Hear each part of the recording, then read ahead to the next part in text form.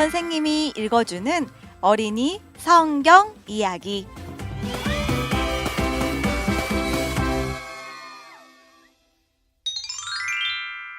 (170번) 이야기. 예수님이 산 위에서 변화되셨어요. 누가복음 9장 28절에서 42절, 마가복음 9장 1절에서 29절 말씀. 예수님이 설교하시고 가르치신 것도 벌써 2년이나 되었어요. 이제 예수님은 제자들에게 자신에게 일어날 일을 더 많이 말씀해 주시기 시작했어요. 예수님은 곧 자신이 고난을 받고 십자가에 달려 잔인하고 부끄럽게 죽어야 한다고 제자들에게 말씀해 주셨어요.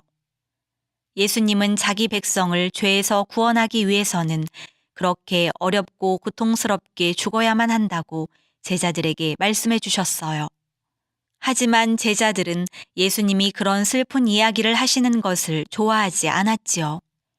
그리고 어떻게 그런 일이 일어나게 될지도 이해조차 하지 못했어요. 하지만 아직은 예수님이 말씀하실 때가 아니었어요.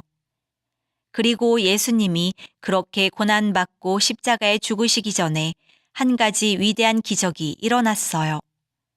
예수님은 나머지 제자들을 산 아래에 남겨두고 시몬 베드로와 야고보와 요한만 데리고 산 위로 올라가셨어요. 예수님은 이런 산들을 사랑하셨어요. 산은 아버지 하나님께 조용히 기도드릴 수 있는 곳이었으니까요. 예수님과 세 제자가 산 위에서 기도하고 있을 때 예수님의 얼굴이 해처럼 밝게 빛나기 시작했어요. 옷도 빛처럼 하얗게 되었지요. 그리고 오래전부터 천국에서 하나님과 함께 있었던 모세와 엘리야가 와서 그 산에 예수님과 함께 계셨어요. 모세와 엘리야는 예수님과 함께 예수님이 곧 예루살렘에서 받으셔야 하는 끔찍한 고통에 대해 이야기했어요.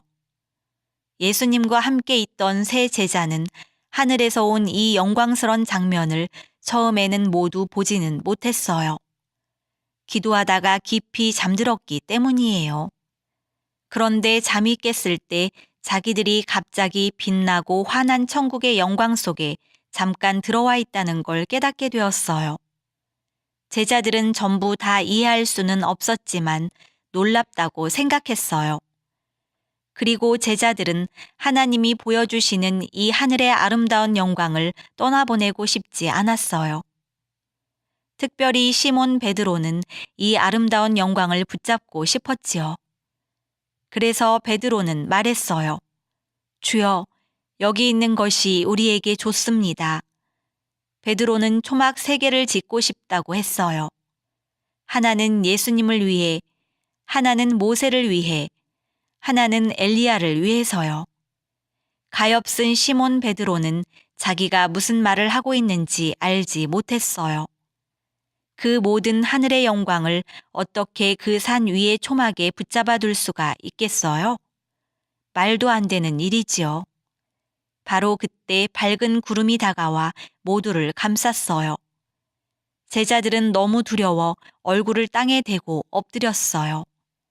그러자 하나님의 음성이 들려왔어요. 이는 내 사랑하는 아들이니 너희는 그의 말을 들으라. 제자들이 감히 머리를 들고 주변을 두리번거렸을 때 자기들과 함께 예수님만 홀로 계신 것을 보게 되었지요. 예수님은 제자들에게 예수님이 죽은 자 가운데서 다시 살아나시기 전까지는 이 산에서 보았던 영광에 대해 말하지 말라고 말씀하셨어요. 하지만 제자들은 이 일에 대해 생각하지 않을 수 없었어요. 제자들은 스스로에게 많은 질문을 해야 했지요. 왜 하나님이 모세와 엘리야를 예수님과 이야기하도록 보내셨던 걸까요? 우리는 그 대답을 알고 있어요. 예수님이 자기 백성을 위해 그 무시무시한 고통을 받으시기 전에 예수님을 위로하고 돕기 위해서지요. 그러면 왜 그 아름다운 천국의 영광이 이 세 제자에게 나타나야 했을까요? 우리는 이에 대한 대답도 알고 있어요. 그건 제자들이 예수님이 끔찍한 십자가에서 돌아가시는 걸 보게 될 때 그 십자가야말로 밝고 환한 천국의 영광을 향한 예수님의 길이라는 걸 알게 될 것이기 때문이에요. 그러고 나서 예수님과 세 제자는 산 아래로 내려왔어요. 산 아래에는 아주 큰 무리가 모여 있었어요. 그런데 뭔가 문제가 있는 듯이 보였어요. 맞아요. 유대인의 선생님들이 산 아래쪽에 머물러 있던 나머지 제자들과 큰 말다툼을 하고 있었던 거예요. 무리는 예수님을 보고 모두 예수님께 달려왔어요. 예수님은 유대인의 선생님들과 제자들에게 왜 다투고 있는지 물으셨어요. 하지만 모두가 잠잠했어요. 말하고 싶어 하지 않았지요. 그때 귀신 들린 소년의 아버지가 예수님께 나아왔어요. 소년의 아버지는 예수님께 귀신이 어떻게 소년의 몸을 찢고 상하게 했는지 말했어요. 귀신은 소년을 땅에 집어던지기도 하고 불 속에 던져 태우려 하거나 물 속에 던져 죽이려고도 했어요. 소년에게는 이런 일이 정말로 많았어요. 소년은 쇠약해져서 거의 죽을 지경이었어요. 소년의 아버지는 자기 아들에게서 귀신을 쫓아내달라고 제자들에게 부탁했지만 할 수 없었다고 예수님께 말씀드렸어요.